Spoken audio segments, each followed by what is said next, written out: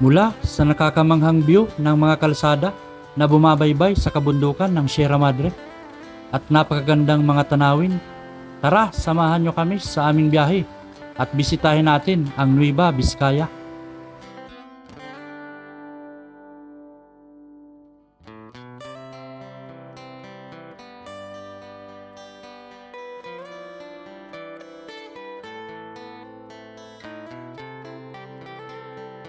Big shoutout muna po tayo dyan kay Kuya sa Transient Inn sa Bangbang kung saan kami nagpalipas ng gabi. At kay Kuya Roderick Pasimio, isa ring Bicolano mula dyan sa Solano, Nueva Vizcaya. Salamat po ng marami sa inyo. From Bicol ay bumiyahe kami at sa may expressway kami dumaan para mas mapadali ang biyahe. At pagdating namin ng Tipilex ay umexit kami ng Pangasinan. Pagdating namin sa Pangasinan ay nadaanan namin ang isang magandang tulay na ito at ang isang napakahabang tulay papasok ng Pangasinan.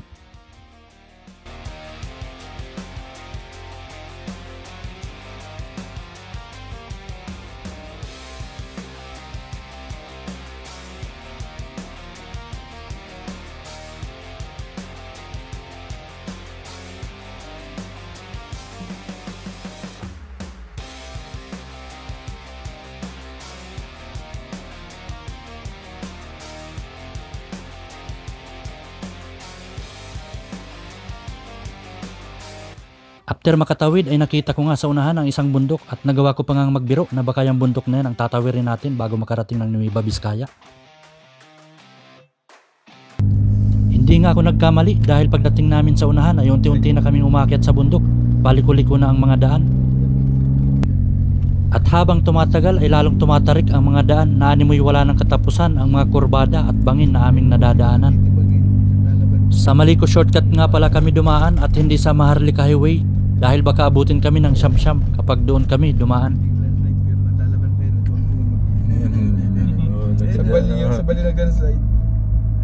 Habang pahirap ng pahirap ang daan ay siya namang kabaliktaran ng mga tanawin ang iyong makikita dahil mamamangha ka talaga sa ganda at kakaibang view habang binabaybay ang daan na ito.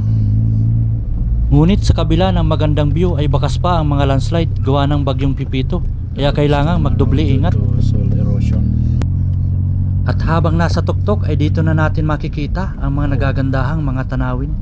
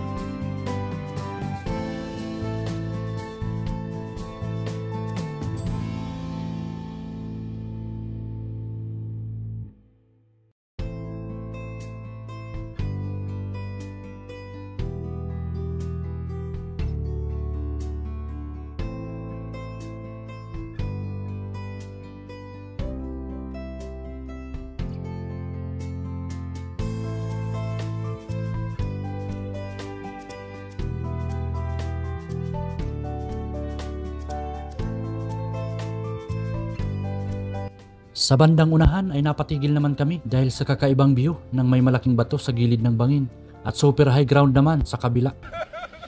Di may tulak, baka mahulog. Kung kaya.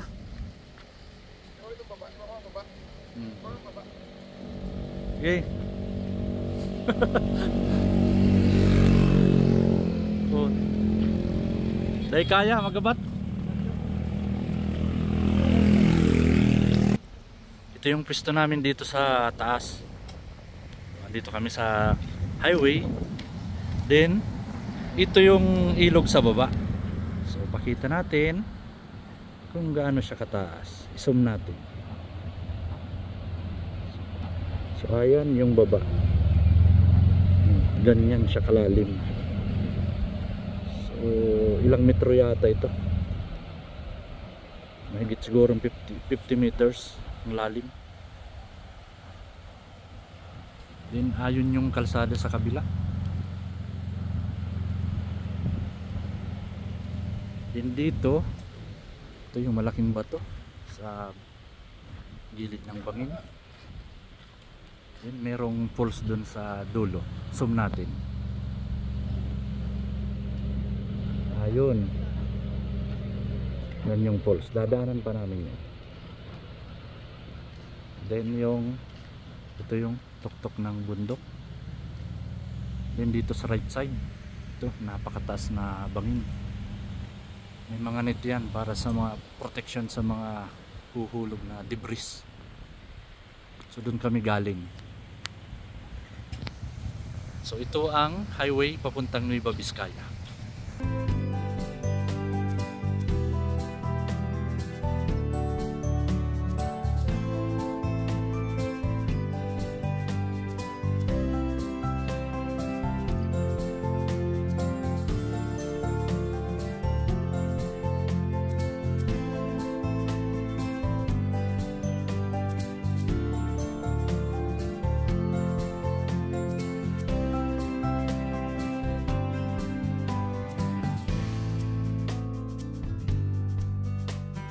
At nang pababa na kami ay nadaanan namin ang isang magandang lugar na tila abot kamay mo lang ang mga bundok.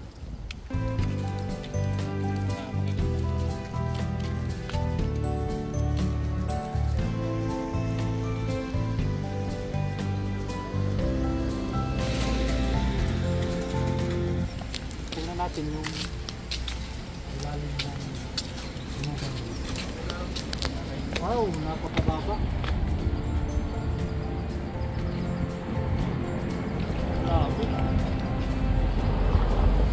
Grabe oh, ang taas ng bangin.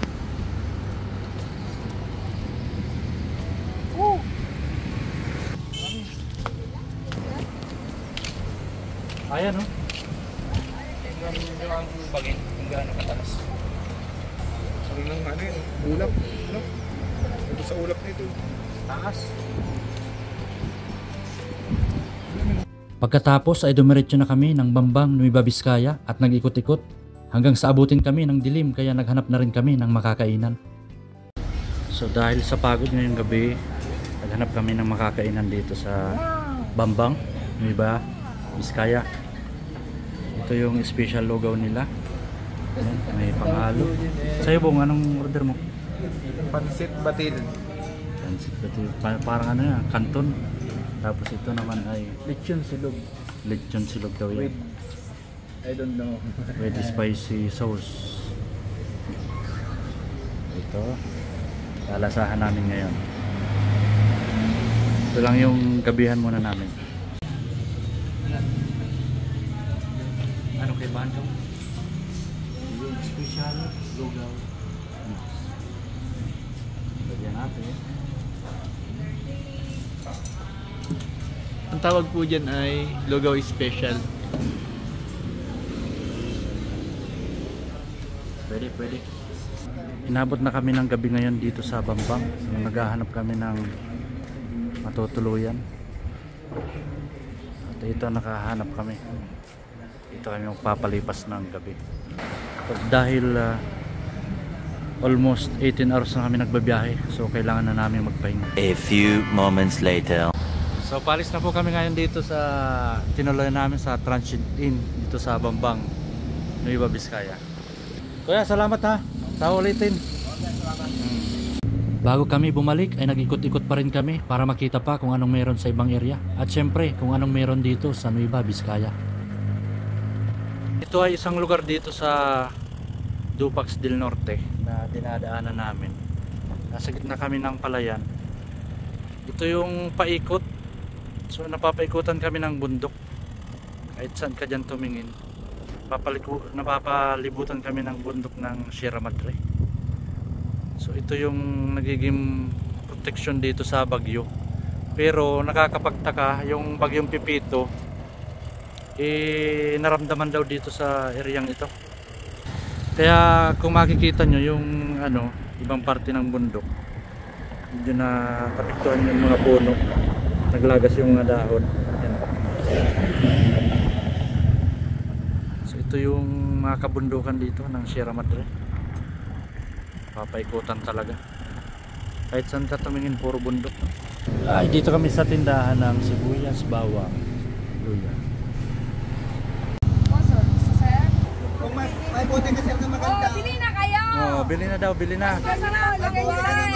Tapos lagyan ng luplupiit. Luplupiit, para lumabas ang tulog. Ah, ganun. Pang sexy.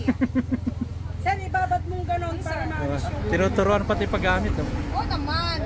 Mabakal man, mabakal. Yun. Bisaya gid.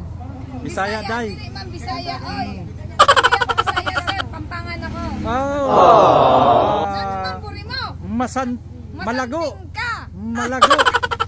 Malago ka, maganda, masanting ako. Ayan sir. Kailan lang ginawa yan sir? Kailan lang ginawa yan?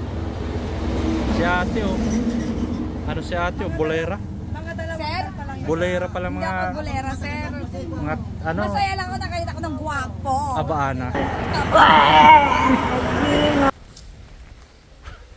Paya maaro ka na. Oh, jacket, nalipot. Alipot. Dito kami train kami for lunch. Grabing lakas ng hangin. Napakalamig. Sa aming pagbabalik ay baon namin ang magandang alaala ng Nueva Vizcaya na kailanman hindi namin makakalimutan.